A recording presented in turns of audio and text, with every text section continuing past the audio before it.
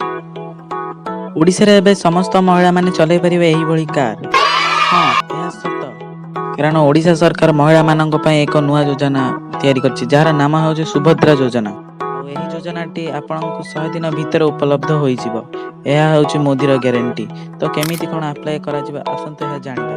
एही योजना को आपण चाहिले ऑनलाइन ऑफलाइन आवेदन करि परिबे। विवाहित महिला माने एही योजना रे शामिल होई 50,000 टंका कूपन पाई परिबे। सुभद्रा योजनार मूल लक्ष्य होउछि महिला मानक सशक्त करिबा एवं समाज रे सेमानंकु आर्थिक स्वाधीनता प्रदान करिबा।